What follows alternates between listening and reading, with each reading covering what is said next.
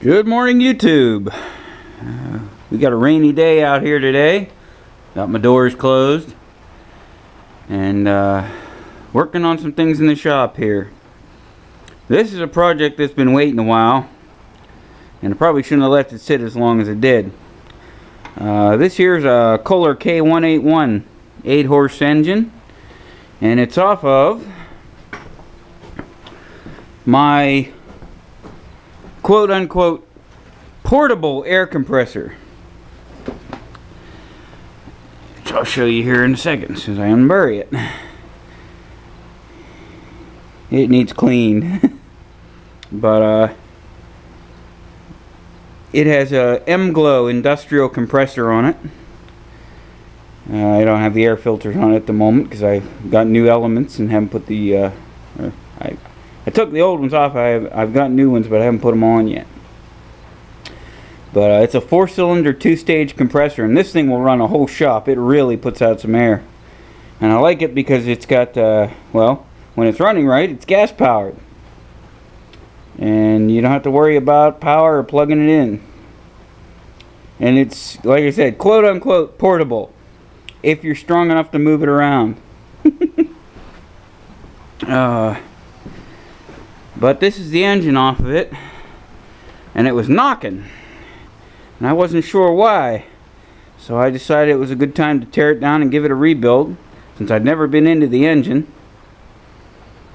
And I took it apart. It seems pretty good inside.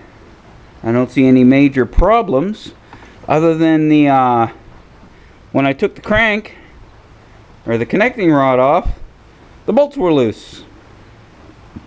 So that might have been my knock. But I got a new gasket set, and got a new gasket set for it. I'll get any other parts. Gears look good. The crank has its the keyway's a little bit whammied out, but I don't think it's anything major.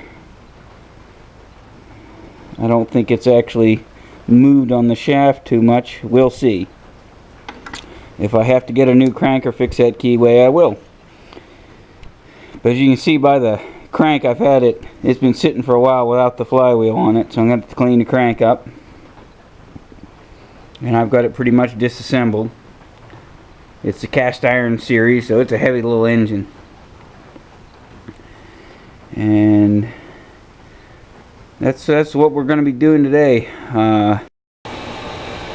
Okay, YouTube. Now, I've got most of the covers and stuff off this thing. Got the side cover off. And you can hear the bandsaw running in the background. Well, I forgot that I need to make a new set of plates from a press. I'm going to need the press to get this clutch pulley off. So I'm cutting a new set of press plates over there out of some steel I have. And I'm going to pull the valves here. And I don't know if any of you's done valves before, so I figured I'd show you how to do it. And hopefully this will help someone out in the future. But you need a valve spring tool, a C-clamp type is what I like. And you need a magnet. Now I might need a socket for these valves too, just to take up the space. So let me grab that.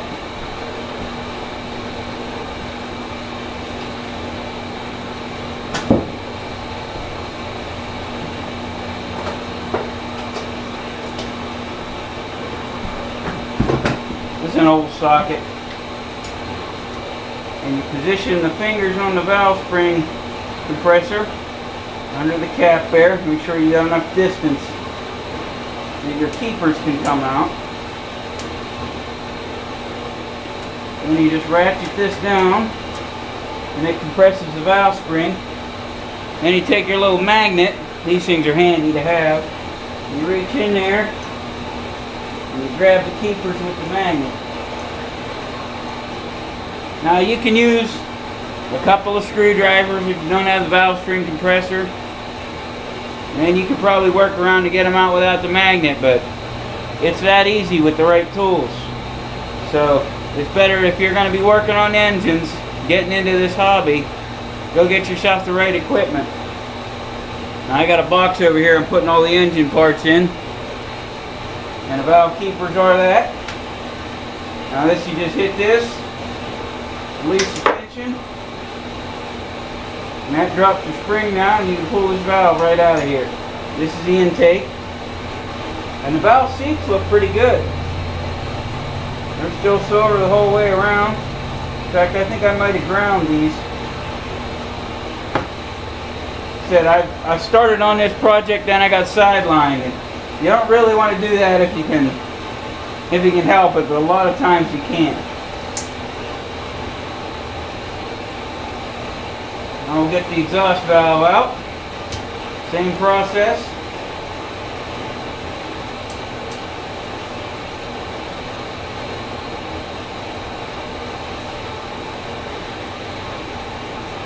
Put your valve spring tool in there. Try to get it centered, it's easier.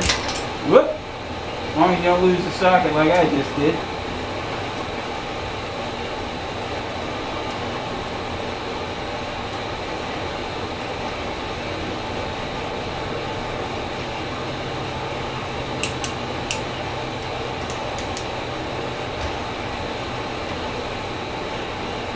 And again, you take your magnet and you reach under there and you grab the keepers. I try to keep the keepers with the same valve they came off of, because sometimes they're different.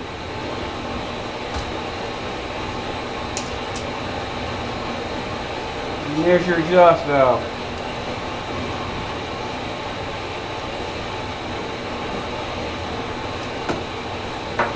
Ports look clean enough. Valve seats look good.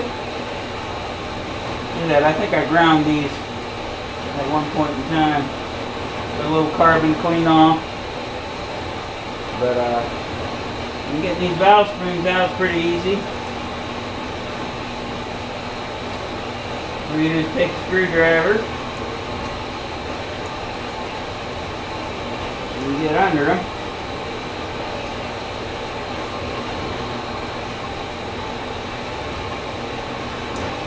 Give them a pop. You come right out of there. That's our intake.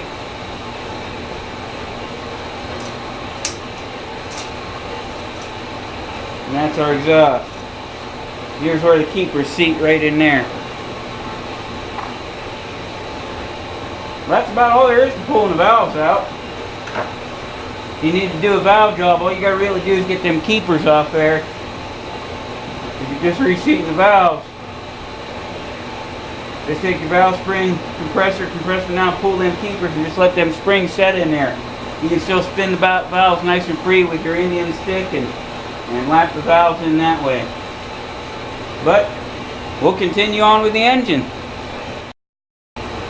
Okay. Well, we're waiting on the press plates to cut. We're going to work on this flywheel here. This is the flywheel for the engine, and as you can see, she's pretty badly rusted up from sitting. So we're going to give that new sandblasting cabinet a try out here with something more than a tin drawer, and we'll see how she goes.